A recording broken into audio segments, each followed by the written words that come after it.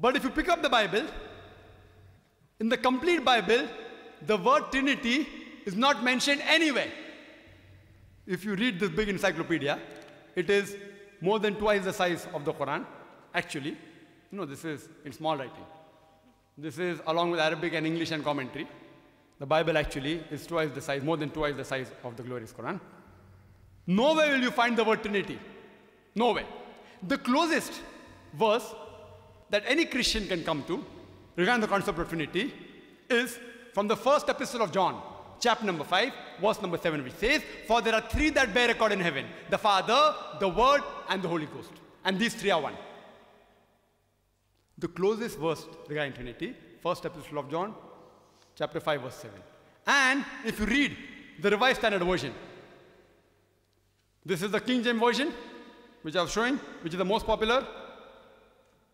This is the Revised Standard Version. Brother want to know which version. I'm even answering you, 2 in 1. I'm trying my level best in 5 minutes time. RSV, Revised Standard Version, a new version. Version means the authentic source differs.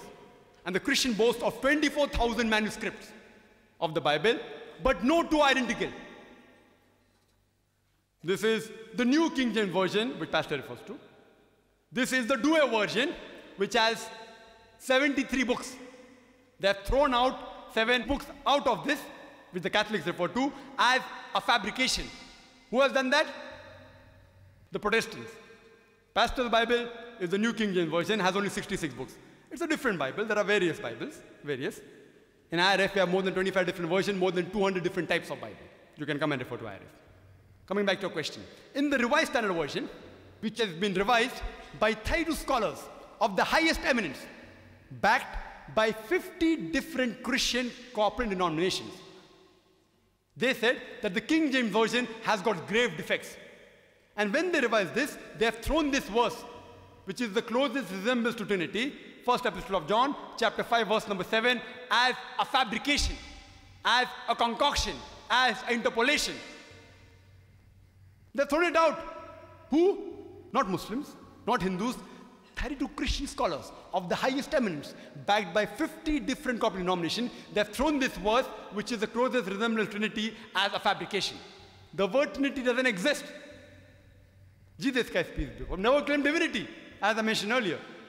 And in the Catechism of the Church, they say, the Father is a person, the Son is a person, and the Holy Spirit is a person. But they aren't 3 persons, they are 1 person. Person, but not 3 persons, 1 person. What is this?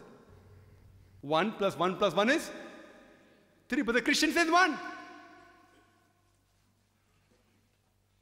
And if you ask the Christian that when you think about the Father, what is the mental picture you draw? And a Christian, you draw the mental picture like Almighty God, like Santa Claus sitting in heaven with the earth as footstool. When he says the Word or the Son or Jesus, peace be upon him, somewhat like Jeffrey Hunter in the movie King of Kings. Jeffrey Hunter, blonde hair, white, doesn't look like a Jew. He doesn't have polyp nose, but like Jeffrey Hunter. And when they speak about the Spirit, something like a dove that came when John the Baptist was baptizing, or like the smoke at the Feast of Pentecost. 3 different pictures. But when you ask the Christian, how many pictures do you see? He tells you 1. However much you try, you can never impose these 3 pictures as 1. But when you ask them how many pictures, they say 1. They are lying to you. Because 1 plus 1 plus 1 is 3. It is not 1. And they give the example that, see, the concept of Trinity is very difficult to understand. A person can be a father, can be a brother, and can be a businessman at the same time. So why can Almighty God be Father, Son, and Holy Ghost? I said, fine. Let's analyze the example. Suppose there's a person who's a father, and a brother, and a businessman. Suppose the sister goes and says something to the brother, a secret. But natural, even the father in that person will know it. Even the businessman will know. But if you read the Bible, according to the Gospel of Mark, chapter number 13, verse 32, it says, Jesus, peace be upon him, says that of that day, of that hour, knoweth no man, knoweth no angel, not even the Son, but the Father in heaven. That means, of the day of judgment, even Jesus Christ doesn't know, even the angel doesn't know, even the Spirit doesn't know, only Almighty God knows. That means, they aren't 3 in 1. They aren't 3 in 1. The Trinity is the concept which is illogical, how much you try, you cannot superimpose. Suppose they say that Jesus Christ, peace be upon him, if I agree with him, died on the cross. Do you mean that even God died on the cross?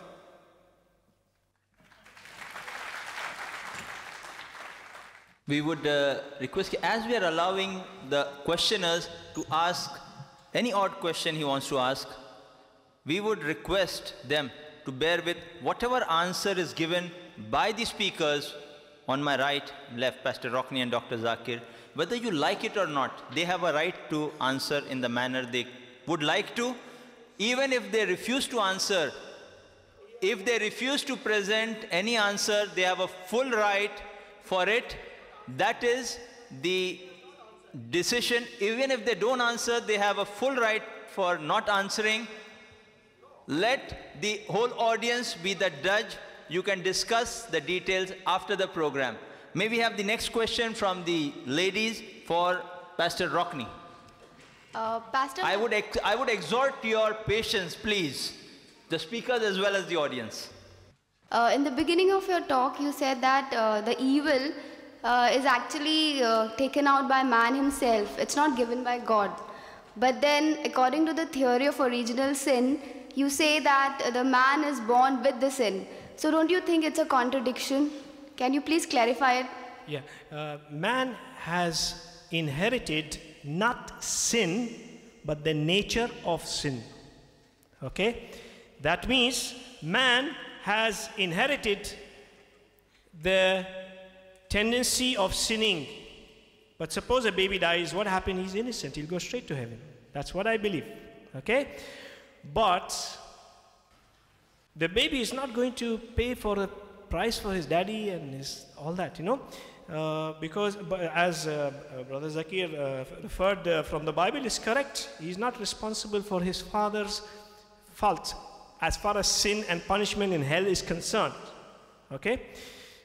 So, nature of sin, I inherited from my father Adam. I sin because I'm a sinner. Understand? Sinner means nature wanting to do wrong things because of that's what I inherited. Okay? Not the so when man starts sinning himself, then it's counted against himself. So that resolves the problem of inheritance. Now, second thing, man does inherit curses. There is sin and there is curses. Bible indirectly and directly, various places. I'm not good time to talk about it. I don't pay for the sin of my father, but I do inherit curses, and you experience it in your life. My father did a lot of mess, but he died now, thank God, he died a believer. But I suffer today because a lot of wrong things he did. I inherited, no, not my accountability to God as a sinner. Not my accountability to God as a sinner. Okay? But he did a lot of things which is sinful, and it happens that today I am facing a lot of difficulties in life. It's a curse. It's a curse. So distinguish between sin and a curse. Distinguish between sin and a curse. Curse is a harm as a result of sin. Is the damage which sin does. Okay? So there is two things Christ can do to my life. Number one, he obtained forgiveness of sin for me. So I will not be accountable to God. I am forgiven my sin. Number two, he breaks the curse over my life. That's what the Bible says. Not only he is having authority on earth to forgive sins, but he also took my curse upon himself. He became a curse on my behalf. Whatever curse was supposed to be mine, you believe in him, the curses start breaking from your life. Curses start breaking from your life. So you distinguish, there is sin and there is curse. Two different things. I hope I have answered properly. I hope. Well, at least I've clear. I hope you understand. Yes. Yes, brother. Question for Dr. Zakir. Dr. Zakir Naik, my name is Richard. Huh? I'm a Bible student, Bible lover, and also a fitter by trade. I'm a technician. You refer to the Bible speaking about Jesus saying that they will be like angels, you know, spirit body, like spiritualized. Also, you said in the Bible there is nowhere mention about the resurrection. All right. I will quote just one and many other. This is Matthew 16 verse 21. It says, from that time forth began Jesus to shew unto his disciples how he must go to Jerusalem and suffer many things of the elders and the chief priests and the scribes, and be killed and be raised again the third day. And this he did 3 times, and all the Gospels mention it. Not only so, the Bible speak about how he hung on the cross for 6 hours, gave up his ghost. After crying, Allah, Allah, lapa samaktani, why is fulfilling the scriptures. Then we see all the 4 Gospels mention about his death, about his burial and resurrection. Now, you say Jesus cannot lie with respect to the spiritualizing of the body, which is another topic. Glorified body is different, a spiritual heavenly body is different. We were better than angels, today we are worse than animals. So how does this come about to be? In fact, I'm not having a discussion. I've learned by God's love and mercy, and I've got the answers to all your 14 points. And I would like to come to Islamic Research Foundation and give you these answers biblically, not to win an argument. I would love to, because it's true that Trinity is not in the Bible. It's not this, but Jesus Christ being divine, I can let you know scripturally, and even your conscience, even the whole creation will back. Today I brought many things of the Bible. What the original, there is a numeric, there is a mathematics in the Bible, which it's a perfect, it's a proof. So, I've got these things for everyone can avail of them. Mathematics proving scripture. Your main question. So please, no, this is my question, how Jesus Christ mentioned many times that he will be killed and he will be rising again. Again, if you want another quote, I will give. In chapter 20, verse 19, it said, and shall deliver him to the Gentiles to be mocked and scourged, and shall crucify him, and the 3rd day shall rise again. Okay, just few. Just few. No problem. The question is complete? Yeah, I gave a little, no problem. I gave you a little boost so that I can come and share with you, and also to the audience that, Bible has all the answers, not the religions. Every Sunday we have program at IRF at Dongri. You can get the address. Every Sunday? Every Sunday, 10:30. And after the talk is over, you can ask any questions. You can even criticize Quran. You can even, I'm just telling you, we love it. We love it. We like to discuss in friendship for better understanding. About the Bible. Brother, you can even ask on the Bible, no problem. Not ask, I will tell you on the Bible. Yes, you're most welcome, like you told me just now. Yeah. Brother said, he quoted from Gospel of Matthew, and he quoted, what he quoted? Jesus said he will die and he will rise. He said that, I agree. Even we agree, he will die and he will rise. In his second coming, he will die and he will rise.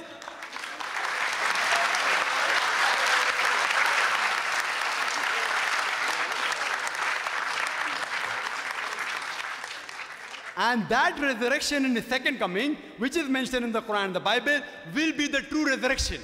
True death and true resurrection. What you are saying, that what was put on the cross, he died.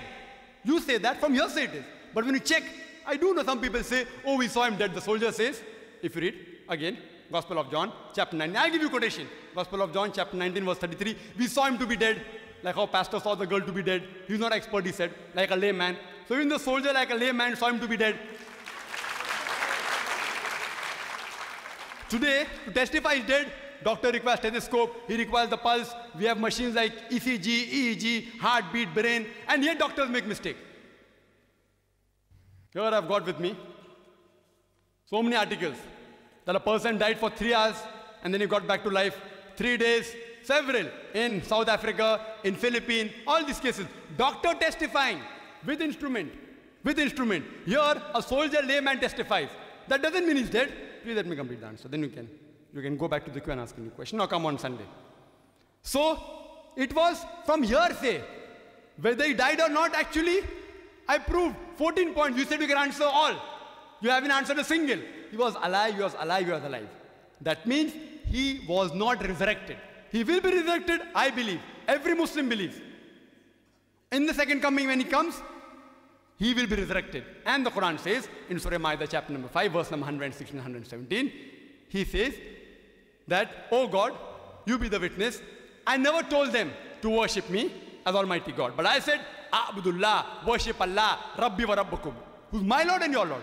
Jesus Christ, peace be upon him, he preached nothing but what Almighty God wanted. And he preached that you should worship only one God, not worship him. And I said that earlier, there is not a single unequivocal statement. You said there are statements in the Bible saying Jesus was divine. There is not a single unequivocal statement in the complete Bible where Jesus Christ, peace be upon him, himself says there is God, or where he says worship me. Yes, he will come again. He will come again. For what? The Quran says in Surah Nisa chapter 4 verse 158 that Allah subhanahu wa ta'ala raised him up unto himself. He was raised up alive. For what? In his second coming, he will not teach anything new. The Quran says in Surah Ma'idah chapter 5 verse number 3, Islam, on this day have I chosen for you your religion. And chosen for you Islam. I have completed your faith for you. Nothing new can be taught. He will be coming in the second coming, not to teach anything new to the Muslims. He will be coming in the second coming to testify that I never said you worship me. To testify that I never claimed divinity. And as it's mentioned in the Gospels also, in the second coming, people will say, oh Master, did we not do wonders and miracles in your name? So Jesus will tell them, ye men of iniquity, ye sinful people, you depart from here. I don't even know you. Who will he tell that? To Muslims? To Hindus? To Christians? You are claiming you did miracles in my name? You get out from here. I don't even know you. He will come in the second coming, and that time, as the Quran says in Surah Al-Imran chapter 3 verse 195, Kullu nafsin zaikatul maut. Every soul shall have a taste of death. He will die like a human being, and then inshallah he'll be resurrected. We are waiting for that. Before the day of judgment, he will surely do that. Hope that answers the question. Yes, brother. Brother Pesta, I have a question for you. For Muslims, there are 4 to 5 major criteria which he has to fulfill to enter into Jannah. But as given to understand, even from your talks and even from the neighbors, I have heard that for being a Christian, since a Christian are sinless in the sense they'll be wiped out, their sins will be wiped out because of the sins which are taken by Jesus. So that means that if a person tonight, if he accepts that Christ has died on the cross for the sins of the mankind, does it mean that his sins, past and future, are wiped out and he will enter into the gates of heaven? It is written in the Bible, if you believe in Christ, of course, you believe in Christ means what he did and what he taught, and you confess him, you say it, confess me, use your tongue, say it, that means you receive him genuinely in your heart, then your sins are forgiven, and your so my interpretation, it means this, your destination is changed. You're not in heaven at that moment. A small question relating to the same. Yeah. Now, that means if I read the Bible, I believe in each and every word of the Bible. I believe in the death of the Christ, the crucifixion, the so-called crucifixion. Then tomorrow I become a rapist or I become a terrorist and I go and killing everyone. Still I'll be entering Jannah. You see,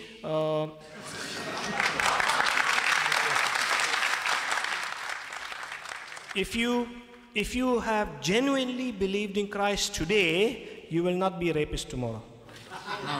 Why not? It is always possible.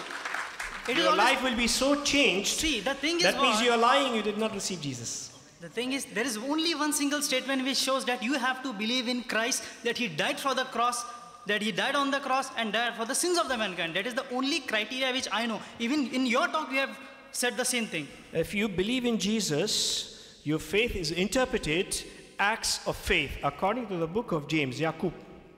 If your faith is not counterfeit, not pretending, your faith will produce things in your life. But if your faith is a counterfeit, just to show, then your faith will not produce acts of faith. So suppose I'm a criminal today, I believe in Jesus, I repent, I ask forgiveness of sins. All these things comes in believing in Jesus. Repentance means I have changed, I turn my way, I'm no more wanting to walk the way of sin.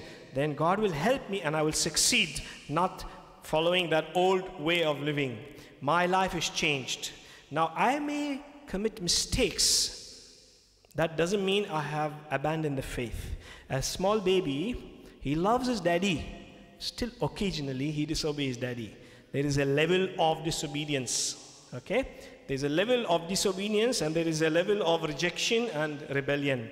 So if I summarize it, if I believe in Jesus today, I repent, ask God forgiveness. God will break my sins if I have genuinely, not just pretending. He knows the secret. I'm saying it in words or not. And then that will produce things in my life. I was in Kuwait. There were many people who are playing in words in Islam. And one person, he confessed that he is Muslim. And he said, La ilaha illallah Rasulullah. So, because he wanted to take the custody of the children from his wife. So somebody taught him the trick. If you say that, then the Sharia will say the children belongs to you because your wife is Christian, so therefore they'll be in your favor. He He did so. He did so. Then they told the mullah, who was a judge, he's just saying la ilaha illallah. He doesn't mean it. He said, no, only God knows the intentions. He said it. We heard it. It's a proof he's a Muslim. Only God knows the intention. That was, he was just playing games and words. Really, he wanted to take custody of the children. Now, in the Christian faith, God knows whether you are genuine or not. If you really believed in Jesus, God will break sin over your life. He's done it. Their drug addicts are broken. Even medical couldn't help them, but they succeeded. There is an organization called Teen Challenge. They got such a big percentage of success. Even the best rehabilitation for drug addicts, they never succeeded. They only get 2%, 3%, and the boys go back, and the boys go back, and the boys go back. These people successfully, people for years, they broke with drugs because they're basing on helping the children on the basis of faith in Christ. Christ is a practical solution, not just a religion and nice fancy drawing and some lovely book with a little bit of colors and all that. Christ is practical for a daily living. Yes. May we have the next question from the ladies, Dr. Zakir? Any question for Pastor Rockney from the ladies? If we were accountable to God for our sins, then why should Jesus be crucified for us? See, Why will The God punish? question is for Pastor Rockney? Yes. Yes. Why will God punish Jesus for our sins? if we are accountable to our sins, why should Christ die for us? Right. And the second part, please repeat the second part. Why will God punish Jesus for our sins? No. See, the law exposes sin. That is the law of Moses before Jesus. He tells you the standards of God, expectation for man. Basically, he tells me how sinful I am. Okay? So, really sin has no remedy as far as human is concerned. There is no remedy. And the law of Moses is a confirmation sin has no remedy. Whatever you try, you'll fall again. Now, Jesus came to break that chain. Okay? Now, I told you at my talk earlier, if some friend of mine died for my sin, his death has no value in the eyes of God because he is only accountable for himself. But Christ is very unique. Christ is a man who is not worthy of death. He is God, took flesh on himself, kept his power as God aside, okay, and walked as man. Now, as far as sin and judgment on him, he is not worthy of death. Therefore, he is a blameless lamb. No one on this earth is a blameless lamb in that sense.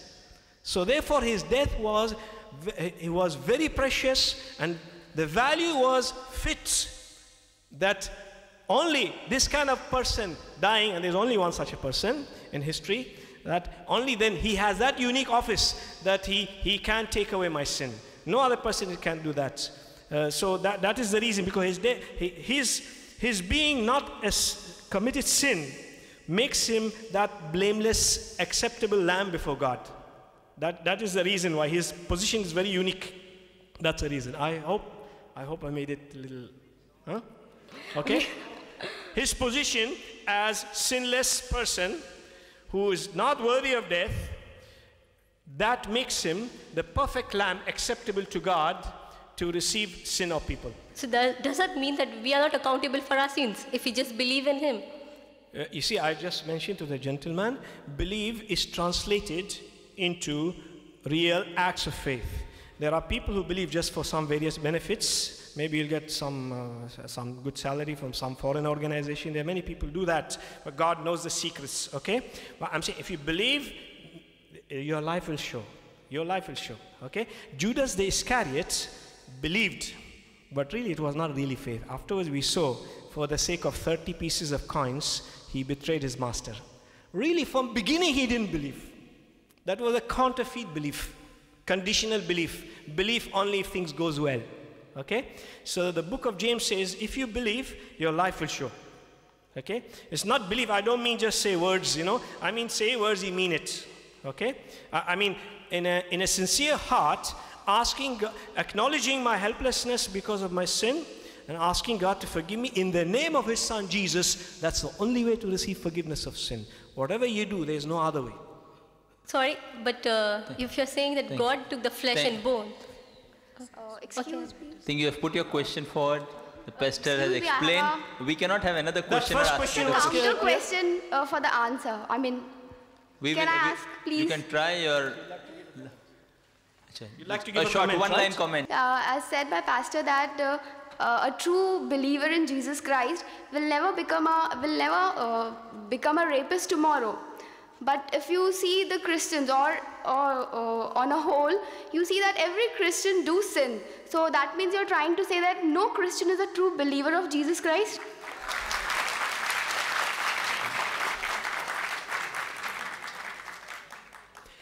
You're talking about non-believer Christians. There are many people who have the labels of being Christians. There are many people having the labels of being Christians, and they're doing atrocities, and they're, even the British when they were in India, in my personal opinion, if it hurts you, I don't mind, I'm sorry, but they misrepresented Christ in India. They were Christian name. Like if my name is Sharma, I'll be called Tony and Johnny. If I become a Christian. Really, the heart is not changed, only external. These are not representative of the faith of Jesus. I said earlier, there is believers Christians and there is traditional Christians. They're not the same. These traditional, they are just mix up of religions, just having a label of Christianity. That way, you're looking at the people who are traditional. They're two different things. We Christians, we don't worship idols. We don't put photos and bow to it. I asked my pastor, we don't know. I used to do that in the past. I refused. When I started reading the Bible and the Torah, and I stopped doing that. I never knew. I used to worship idols. I used to pray to the dead spirits, and God has forbidden such things. I never knew. I was also called Christians. I used to pray to persons other than the Almighty God. A mediator, a mediator of mediator, a mediator of mediator of mediator, and all these things. Only God can forgive sins. And you are mixing between a person having a label Christians and a person who is a believer Christians. I'm talking about the Bible Christians, about those who believe in the Bible. Those are dynamic Christians. Those type of Christian I'm talking about. Okay? So you maybe have seen people who don't believe in the Bible. They just call Christians. They may be having some Western name or something. Now we just allow another 3 more questions before we wind up. Those who are standing, I would request no further people to come up and queue up because you would not get a chance. We have one brother here. We'll allow one more brother. And I think that we have been waiting for a long time. Okay. We'll allow you the 3rd question before we close the session. The management has given us 10 minutes. Brother Zaki, you are telling that in the Bible somewhere it is written that when Jesus came back, the disciples were terrified and they were afraid. Why they are afraid when he is not dead?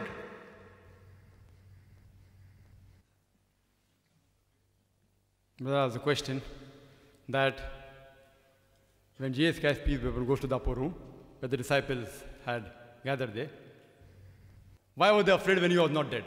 That is the question which I had asked during the talk. Why were they afraid? And the answer is given, because they thought he was the Spirit. They thought he was the Spirit. But he is not dead, you said. That's what I'm telling you. So they did not know that. But he is dead. Okay, come tomorrow, if you die and you come over here, everybody will get scared and run away from here. I agree with you. I agree with you. You I agree agree with with you. Suppose if I read in the newspaper that this person fell from the 10th floor, and you think he's dead. But tomorrow if he comes, I'm going to get scared. But then he tells me, when I fell down, there was a lorry of hay going. I didn't die. So it's from hearsay I had heard he had fallen and he died. But when he comes, I being a doctor, I examine him, I check his hand, he's alive. So initially I'll be afraid. But when I check up with him, I'm not afraid. Similarly here, initially, but the it disciples... is his diet. Let me complete the answer, then you can speak, no problem, brother. I'll give you time, you can come again, you can come to IRF. Let me complete the answer. They thought, the Bible says, Gospel of Luke, chapter 24, verse 37, they were affrighted and terrified and supposed him to be a spirit. Supposed. Who says that? Not Dr. Zakir Naik. Who says that? Luke. They thought him to be a spirit. But then he says, handle me and see. For a spirit has no flesh and bones. Then they were overjoyed. First they were afraid because they thought he was a spirit. When he proved to them he was not a spirit, they were overjoyed. Who says that? Gospel of Luke. The Gospel says that Jesus was dead. And he was buried. And then he comes. You said that, brother. You said that. I don't know. Brother, you have asked your question. He has given his answer. Excuse me. Brother, you have asked your question. The speaker has given his response. I think God has given most of the people here a good heart, a good mind. and they can decide for themselves. We are not going to comment on it. What the decision of the audience is, let them decide for themselves. That is the basic premise we had of this friendly discussion, so that we come to a better understanding of each other's viewpoints and not fight over it.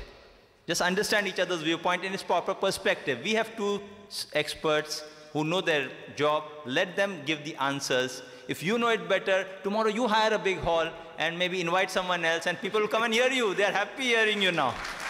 Yes, brother.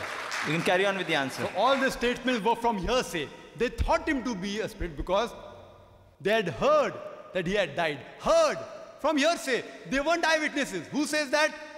Gospel of Mark, chapter 14, verse 50. All of them fled.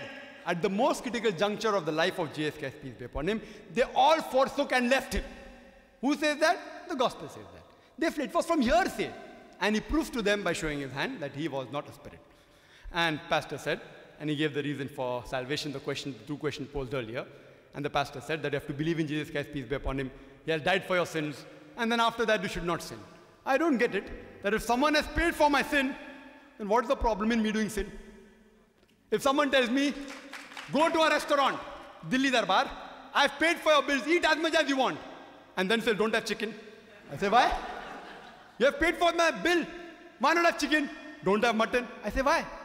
That means you told me a lie. When you told me that you paid for everything, whatever you have, eat as much as you want for your full life, now why are you telling me don't have chicken? Don't have mutton? That means you told me a lie. So if Jesus Christ, peace be upon him, paid for our sins, then what's the problem in us raping? What's the problem in us robbing?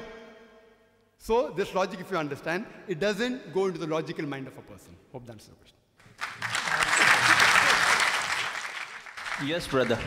That's the second last question for Pastor Rockney. My question to Mr. Rockney.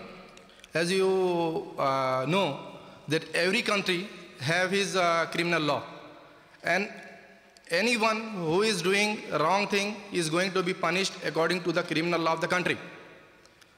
And because, even though, if you take up newspaper, you will see thousands of murders and rapes and a lot of things are going on in the world.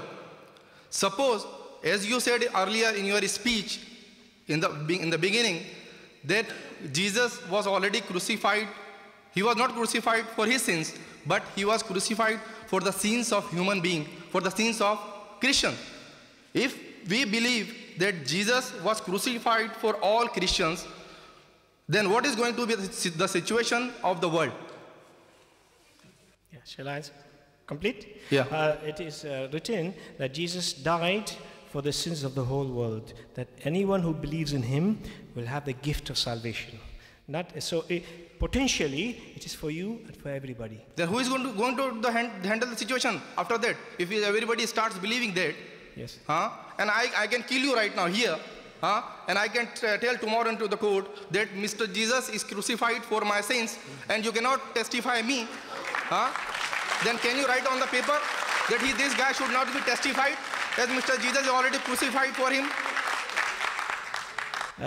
I have answered this question earlier. In the book of James, in Hindi, in Yaqub says, if you really believed, you will not kill me.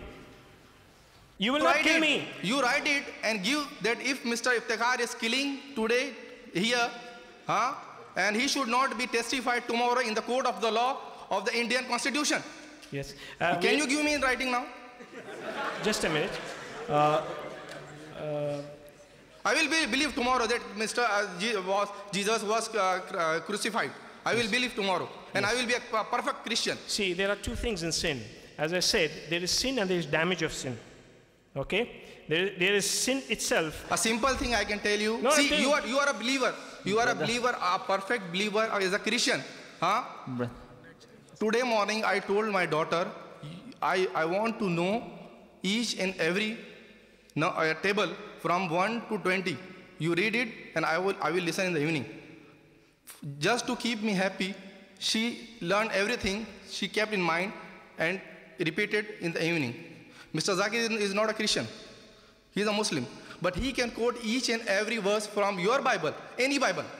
And you are a believer, you say I am a believer, I am this and that, I love Christ, but you cannot quote a single line from the Bible. Brother, You have to put... Shall I answer? I would request you to maintain patience. You have to put forward your question rather than passing comments on what the speaker knows or doesn't know. That is his right, what he knows or doesn't know. Now, you have to just put forward your question and await an answer. I mentioned there is sin, and there is a result of sin. Okay? Now, for example, a poor man who just survived by little food, I'm a thief, I rob his food and he dies, he got no food to eat. Okay? Sometime later, some faithful God servant come and tell me, you are a thief and you should not do that. Then I realize I have done a horrible thing which cannot be repaired. There's a man died because of my robbing. But he reforms me. I ask Jesus to forgive me my sins. And then my destiny is changed. My destiny is changed. That is true. That's a fact. It's a promise in the Bible. It is God's word. But can I repair the damage? I have killed a man. I denied him his food. Answer is no. Then the police will catch me, and according to the law of the country, I may have to be hung because of that. Yes, I have to bear the consequences of the harm I did, but my soul is saved because my destiny is changed. God has wiped my sin from his presence, but there is a damage I caused which is so serious, and there is a price for it in this earth. So many sins, they're so serious, I cannot repair it even after becoming a Christian. There is another situation, I do a minor thing. Let's say I cheat Saji, and then tomorrow God convicts me. Ask him forgiveness. God, I'm sorry for my sin. I have cheated Saji. Saji, take your pen back. I have cheated you that day. That's a minor sin where I can restitute. It is possible to restitute. But the case where a man died because of my being a horrible person earlier cannot be restituted, and there is a law in the country and I have to bear the consequences of that. So there is the sin and there is the damage. Not all damage can be repaired. For example, if I am alcoholic, very heavy drinker, all my youth was spent in drinking. At the old age, some faithful servant of God comes and tell me, ask God forgiveness. I ask God forgiveness in the name of Jesus. I receive a free gift of salvation, free of charge. I haven't worked for it. God changed my destiny. But what happened? During all my youth, I have been drinking beer, and my liver developed fibroid. And then slowly, I waste and die because of that. The damage of sin all my life has damaged my life. But thank God, my soul is saved. See, this is the damage of sin I have done all these years, but my soul is saved because I asked forgiveness. It's a free gift. It's a free gift. God, take the justice that I deserve out of me and put it on Jesus. That is the strange exchange, that Jesus takes it from you and put it on himself. Nobody is willing to can do that. I hope I answered it. I'm not satisfied. Yes, brother. This would be the last question for the evening. We would request the audience to be seated after the answer for another 1 or 2 minutes. Bear with us for a few minutes more. Yes, brother. My name is Sunny Matthew. I'm a manpower consultant. Name of my company is Sigma Manpower and Marketing Private Limited. Well, the question to Dr. Zakir Naik is, or the debate subject what we have today is, was Christ really crucified? Asking a counter question is not the answer for the question. It's a simple logical theory. The subject of today is not whether Jesus has resurrected or not. That subject, when you are dealing it on the problem, the evidence for resurrection, which we can find out only from the Bible. And it is a belief of the Christians. And as you mentioned, you are not believing in Bible is the word of God, and then you are taking the quotation from Bible and proving that resurrection is not taken place, and then saying that is why the crucifixion is not taking place is a good logic. But when we approaching the subject, I personally believe it is not right. Another point. The same question, it's a continuation, but one more point on that. Now, it is a historical fact. The crucifixion or death of Christ is a historical fact where the historians has written it on that. A Jewish historian called Josephus has written about the about the crucifixion of Christ. And it was not a secret. In a rally, people has been tortured him and crucified it on that. Then what happened to Christ if Christ has not died? Whether he has hidden somewhere else, his body has taken down from the cross and it has been laid down. There were people witnessing it on that. But how can you deny it on this? And the last continuation, because I'm the last person to question it. I'll just answer you, so you can ask a new question. No, this is You've already asked 3-4 Brother, questions. you've already asked, I think, 3 2 to questions. 3 You can ask, no questions. problem. I'll ask the chairperson to ask you one more. You will No, give brother. one chance? Yes, I'll give Brother. one. You'll give? Brother, Yeah, we last will- chance. We will. I'll just answer this question. We will just let him answer the 3 questions. In fact, the management has put a limitation. Yeah. Let him answer the 3 questions. If time permits and the management permits, we might. One The brother comment. has posed One 4 questions. Not answer a comment. Brother, this is the question and answer time. Yeah. You are allowed to ask only a question, not pass a comment. You can come to the IRF, call him to your place, whatever you'll agree to, do that after the program is over. I can't allow it now. Please. A comment. Please. I cannot allow you now. May we have the answers to the questions already posed? The brother posed 4 questions. He said the topic was Christ really crucified? And I posed the question, was he resurrected? And then he said, because he resurrected, he was not resurrected, therefore he's not crucified. You're going in the opposite way. What I was trying to do is kill 2 birds with 1 stone. I do not have another debate whether Christ was resurrected or not. 2 birds with 1 stone. If he did not die, he was not crucified. If he did not die, he was not resurrected. 2 birds with 1 stone.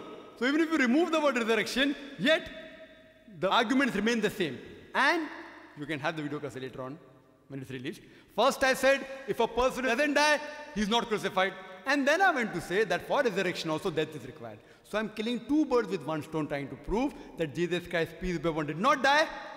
If he did not die, he was not crucified. If he did not die, how can he be resurrected?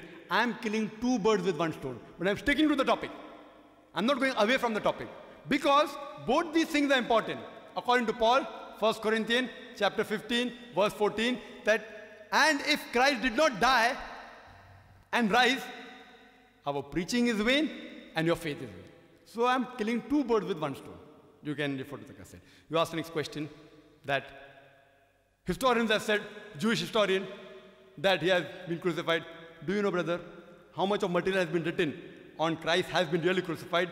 Double the material is written that he was not crucified. Historical records. You can come to IRF.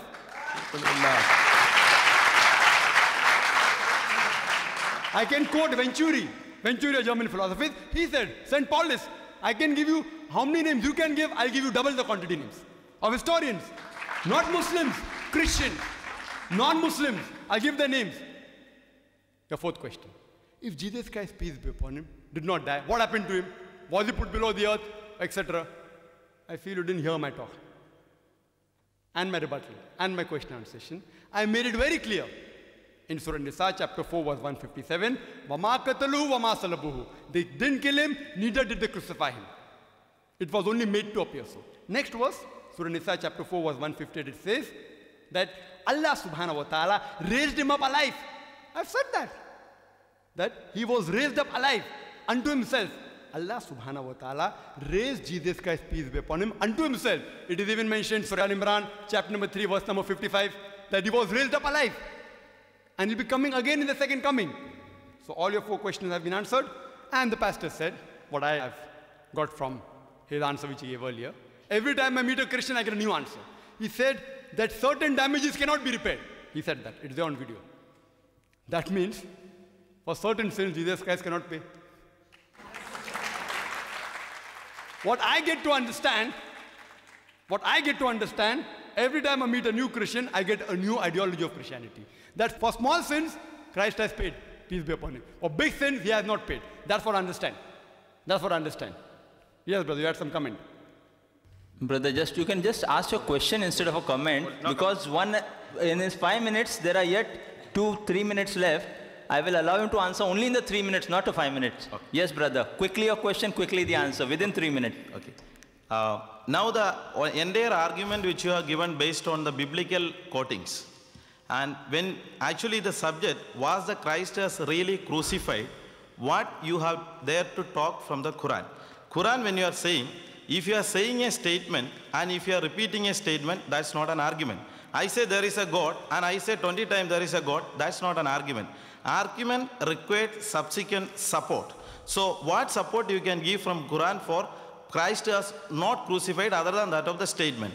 I expect a reply, not to get the clap from the audience, but for a non-Muslim can understand, and getting of a clap is simple, but making others understanding is difficult. So not to get a clap, but to me understand on that. The brother asked a very good question, that if you make a statement, it doesn't become a fact. It should be from authentic source. And I do agree. If I quote from the Quran, Jesus Christ, peace be upon him, was not crucified, you need not agree. Why? Because according to you, the Quran is not authentic. I've got no problem. But for the Muslims, it's authentic. They said the word of God, for them it is sufficient proof. If I say anything from the Bible, what happened to Christ, it may not be proof for the Muslims, but for the Christians it will be. Do you agree the Bible to be the word of God or not? You agree? Good, he agrees. So I have proof from the Bible, Jesus Christ was not crucified. So why do you require historical proof? Do you think historical proof is superior to God's word? Don't clap, please. He doesn't want you to clap. He wants to understand. It's a matter of faith. It's a matter of, the proof should be, it's a matter of faith. That's why it was required. That's right, I'm saying, as long as you are convinced. I'm not here to convince the non-Christians. To convince the non-Christian, I can give historical proof. We can have a new debate. If a non-Christian comes and tells me that he... quoted the Bible from here and there is not a proof. Who quoted? Wrong. The quotation which you have quoted is right, but it has picked up from a wrong place which has mentioned on a wrong incident. Brother has that allegation. I have quoted rightly, but out of context. You give the context. No problem. It's a friendly discussion for understanding. Come to IRF, you give the context and we'll discuss it. You're most welcome. I'll come and meet you then.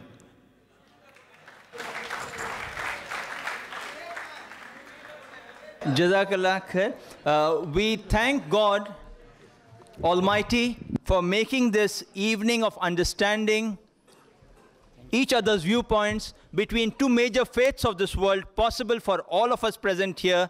We would like to thank the India Gospel Mission and the Islamic Research Foundation for getting together to organize this program. I would like to personally thank Pastor Rokni, Pastor Saji, Dr. Zakir, and all of us present here today. Jazakumullah khairan.